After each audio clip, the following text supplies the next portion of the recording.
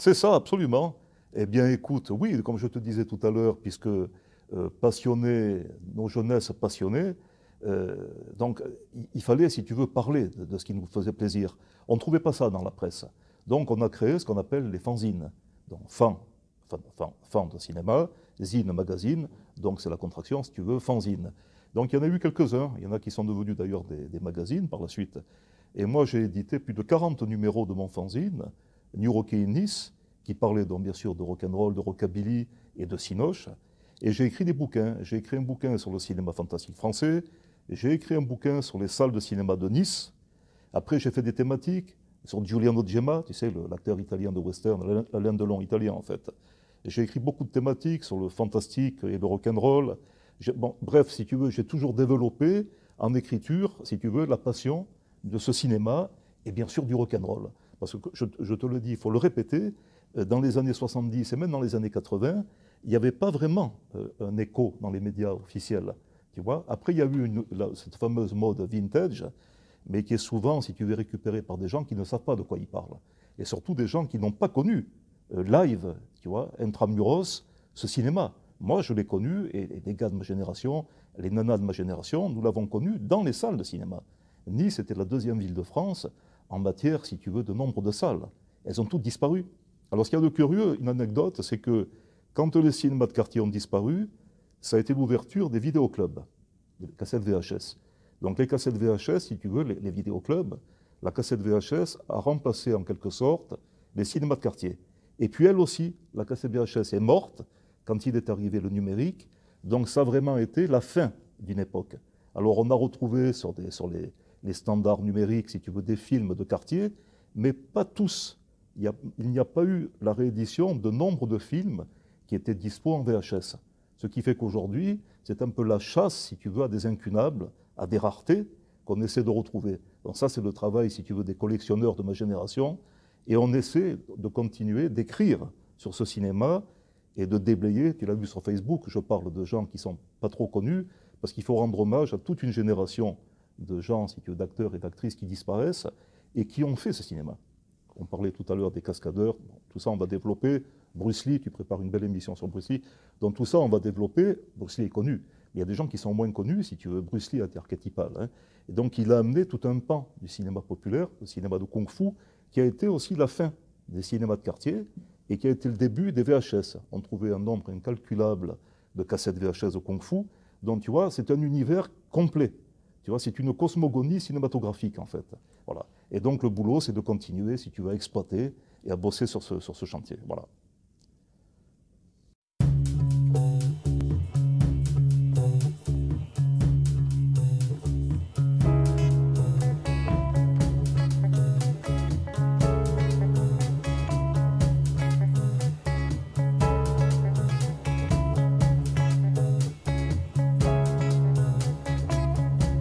Eh bien, écoute, c'était un petit peu comment dirais-je, la boucle qui se boucle. J'ai voulu, si tu veux, faire c'est un documentaire en fait. Hein. Dans le coffret, tu as la réédition d'un bouquin que j'ai écrit il y a quelques années qui parlait déjà de ce sujet, donc 30 ans de rock sur la côte. Maintenant, ça fait 60 ans, on met 30 ans de plus. Hein. Le bouquin, je l'avais sorti il y a 30 ans. Et si tu veux, j'ai voulu faire un documentaire. Voilà, j'ai vu, tu sais, en Californie, il y a deux nanas qui ont fait un documentaire sur la scène rockabilly de Los Angeles. J'ai trouvé ça magnifique. Elles ont fait un super film. Et j'ai dit, mon Dieu, mais pourquoi pas sur la Côte d'Azur? Tu vois, ça a fait tilt. Et donc, je me suis attelé au projet. Alors, il me fallait, si tu veux, une architecture et un squelette, ce qui fait que j'ai pris la fameuse RN7. Tu sais, la mythique RN7, Paris-Menton. Donc, je l'ai pris en sens inverse. Donc, Nice, je suis allé jusqu'à Attigna, dans l'Ain, dans le 01, où il y a le plus gros festival rockabilly de France. C'est un couple charmant qui l'organise, que je salue d'ailleurs, Liliane et son époux. Un énorme festival. J'ai dit, voilà, on va faire ça. Donc j'ai pris, si tu veux, cette mythique route nationale, qui sert donc de fil rouge en fait. Et ça m'a permis, donc, bien sûr, de faire un papier, une partie du film sur ce gros festival, en montrant les voitures, la scène rock'n'roll, rockabilly française qui est énorme. Il y a un grand revival. Mais bien sûr, j'ai parlé de la Côte d'Azur. Alors c'est donc mon bouquin écrit il y a 30 ans de plus au compteur, donc 60 ballets, si tu veux, de rock'n'roll et de cinoche sur la Côte d'Azur, et j'ai ainsi brossé le portrait, si tu veux, de cette Côte d'Azur toujours mythique américanisé, tu vois, c'est ce que nous disions tout à l'heure. Donc les studios de la Victorine, où mon père a été cascadeur, que j'ai connu aussi de l'intérieur. Je ne suis pas comme certains qui en parlent mais qui n'ont pas connu. Moi j'étais à l'intérieur, je l'ai vu, tu vois, intramuros. Mon père était cascadeur et responsable de la sécurité. Et il s'appelait comment, entre parenthèses? Mon papa, c'est Laurent Sierra. Sierra, Voilà, qui était dans les cascades, si tu veux, après-guerre, jusqu'à la fin des années 50. Donc j'ai parlé de ça, j'ai parlé bien sûr des tournages mythiques de la Victorine, surtout les années 50-60, Eddie Constantine, Bébel, De Funès, tous les films qui ont été faits sur la côte, Amicalement Vôtre, on en parlait tout à l'heure. Donc bref, ces gros tournages cinéma et télé. Et puis, si tu veux, tout ce qui se rattache donc, à cette époque, les cinémas de quartier, bien entendu, l'édition, les expositions d'affiches par des collectionneurs, bref, tous ces gens qui font cette scène rock'n'roll 06, PACA 06. J'ai parlé, bien entendu, d'éditions moins connues, des bandes dessinées qui sont rééditées sur la Côte d'Azur, comme Fantax. Bref, 60 ans, si tu veux, de passion, avec des portraits d'acteurs, de gens du 06, chanteurs, producteurs, tourneurs. Voilà, j'ai fait un documentaire à l'américaine, si tu veux, 3h30 de film, hein, tout seul. Hein.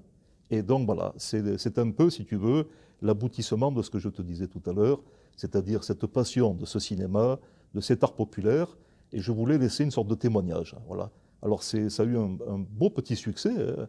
Ce sont des productions, si tu veux, ce que les Américains appellent fan édition. On n'est pas du tout, si tu veux, dans la prise de tête. C'est le cœur qui parle. Mais ça s'est bien vendu, les gens attendent la suite, et je suis en train de bosser sur un volume numéro 2 qui continuera, si tu veux, à exploiter cette passion.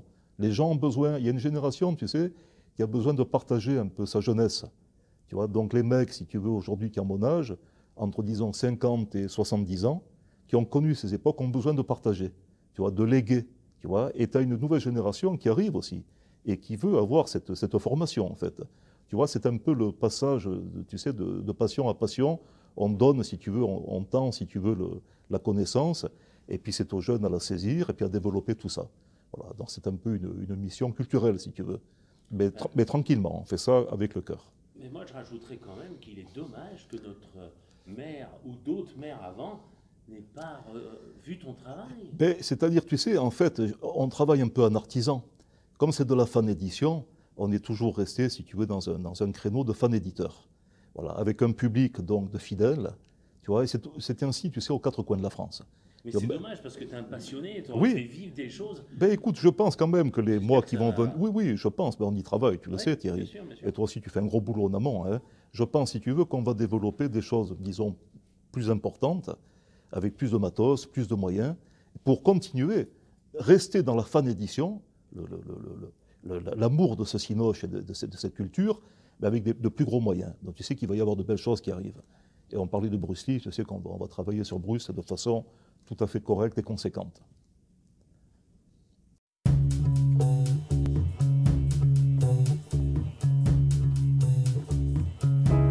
Ah Thierry, la Victorine. Eh bien écoute, la Victorine, comme je te disais tout à l'heure, moi je l'ai connue donc intramuros. Mon papa était cascadeur et chef de la sécurité, donc je l'ai connu dans les années 60, j'étais tout petit, mais ce sont des souvenirs qui sont intacts. J'ai appris à nager par exemple dans le bassin de trucage, tu sais le bassin, donc la piscine si tu veux, hein, où il faisait les trucages maritimes. Donc j'ai appris à nager avec mon père dans ce bassin, et j'ai le souvenir, si tu veux, des studios de construction, tu sais, en stuc, c'est-à-dire en faux plâtre, tu sais, en balsa, en faux bois, tu sais. Donc je me rappelle les mecs qui travaillaient l'odeur du bois, l'odeur du plâtre, les peintures. Il y avait beaucoup d'artistes, c'est de véritables artistes qui travaillaient. Il y avait des peintres, vraiment des gens magnifiques. D'ailleurs, il y avait aussi un très grand peintre du 06, Ferraud, qui peignait, tu sais, les affiches. Tu vois, les affiches étaient peintes à l'époque, ce n'étaient pas ces affiches froides que nous connaissons aujourd'hui. Elles sont très recherchées d'ailleurs pour les collectionneurs. On peut les récupérer en pavé de presse, tu sais. Bref, tu vois, c'est toujours le côté archive, tu sais. Mais donc, la Victorine, pour revenir à la Victorine, c'est énorme. Alors, à savoir que sur le 06, il y avait d'autres studios de cinéma. Au tout début, si tu veux, du 20e, il y avait un studio qui se trouvait vers Saint-Roch. Il y a eu une production énorme, tu vois, sur la Côte d'Azur, parce qu'il y avait la lumière. Donc les premiers studios n'avaient même pas besoin d'éclairage électrique. C'était des verrières, tu vois, qui recevait donc la lumière, cette magnifique lumière de la côte. Donc des tournages en intérieur avec une lumière naturelle. Donc ça fait, si tu veux, ces films mythiques du cinéma muet, tous ces premiers films qui ont été faits ici. Il y a eu énormément de productions. Feuillade a tourné ici. Dernièrement, on a passé à la Cinémathèque la Fantomas, qui fait partie de cette époque. Tu vois, alors beaucoup de films ont été tournés ici. Petite précision, Raymond Pellegrin était niçois. Ah, Pellegrin, bien sûr. Mon père connaissait très bien Pellegrin. C'était un homme charmant, avec une voix magnifique. Fantomas, ben, magnifique. Pellegrin, un acteur vraiment populaire, tu sais, qui a tourné dans X films populaires. Et voilà, donc, la Victorine, bien sûr. La Victorine, il faudrait une vie pour en parler. La Victorine, si tu veux, il faut absolument que ça ne disparaisse pas. L'année prochaine, en 19, on va célébrer les 100 ans de la Victorine. Oui, nous avons entendu parler que le maire était en train de tout rénover. Écoute, c'est que du bonheur, ça. Et donc, il y a beaucoup de choses à faire, nous en parlions tout à l'heure. Mais la Victorine, ce sont des tournages populaires énormes. La Victorine, c'était Rolf Flynn. C'est les acteurs américains qui faisaient une fin de carrière en Europe, en Angleterre et en France. Et donc, c'était les studios de la Côte d'Azur, toujours pour cette fameuse luminosité, lumière naturelle. Donc, beaucoup d'acteurs américains sont venus. Robert Mitchum, tous ces gars, ils sont tous venus tourner à Nice. Il y avait aussi, parallèlement, le Festival de Cannes. Donc, les gars, si tu veux, quand ils faisaient des tournées européennes, c'était le Festival de Cannes. Et puis, des tournages sur la Victorine, ou, si tu veux, du matos publicitaire qui était fait sur la côte, et ça passait par la Victorine. Donc c'est quand même des décennies de tournage du vrai cinéma populaire. C'est-à-dire le cinéma populaire, là aussi, tu vois, on ne va pas s'énerver, tu vois, mais beaucoup de critiques ne parlent que d'un cinéma qui est un cinéma cérébral et moi que je qualifierais d'un peu chiant, tu vois. C'est-à-dire le Festival de Cannes, parfois, met en avant des films qui sont trop intello. Alors c'est très bien, moi je ne critique pas du tout, mais parallèlement à ça, tu as des mecs qui ont attiré des millions de gens en salle. Bébel, Alain Delon, De Funès, tu vois, tout ce cinéma français a attiré des millions de gens en salle. Belmondo, c'est une icône. Delon, c'est une icône. Tu vois, ou des acteurs plus récents, tu vois.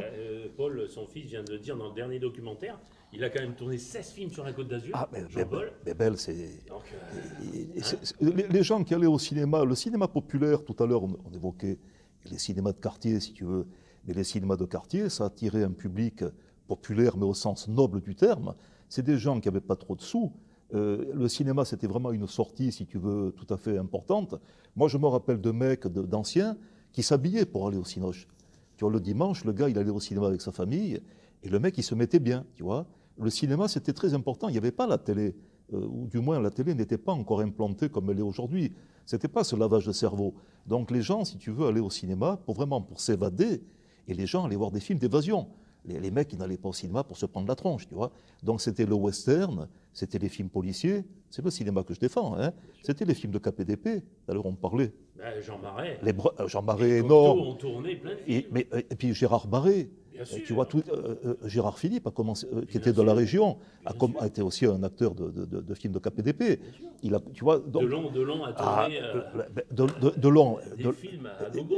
Tu vois, donc ce cinéma, si tu veux, donc la Victorine a été comment dirais-je, la plaque tournante de tournage énorme de cinéma populaire, soit des films, donc, ce qu'on appelle la série A, qu'on trouvait dans les grandes salles, comme je te disais tout à l'heure, les salles des grandes avenues, comme dans toutes les grandes villes. Paris avait toutes ces grandes salles sur les boulevards, et puis parallèlement à ça, des films qui étaient donc tournés aussi à la Victorine, par exemple les Eddie Constantine, les Lémi Cochionne, si tu veux. C'était des films de série B. Constantine en a tourné un paquet sur la Côte d'Azur. Et ces films-là sortaient sur les grandes artères, mais très rapidement, quelques semaines après, ils étaient en seconde, si tu veux, distribution dans les cinémas de quartier. Et c'est ce cinéma-là que les gens allaient voir. Tu vois, et c'était le cinéma tous les week-ends. Tu vois, je veux dire... non, rappelons-le, Truffaut aussi. Truffaut a rendu hommage même à la Victorine, tu vois, puisqu'il a fait son film ici qui rendait hommage. Je veux dire, tous les réalisateurs français sont passés par la Victorine. Les Américains sont passés par la Victorine. Après, tu as eu les productions télévisuelles, Amicalement Vôtre, avec Roger Moore et Tony Curtis, nous l'évoquions tout à l'heure, ces deux géants qui ont tourné dans cette série mythique sur la Côte d'Azur. Ça a toujours été, la Côte d'Azur est un écrin si tu veux. Hitchcock, je veux dire, tu vois, tout ce cinéma a été fait ici. Et bien entendu, la Côte d'Azur, si tu veux, était un décor, comme je te disais tout à l'heure, déjà il y avait cette lumière naturelle, et la Côte d'Azur, c'est un décor, si tu veux, permanent. Donc il suffit de placer sa caméra intelligemment, d'avoir un scénario solide, et tu sors de très belles images. Voilà.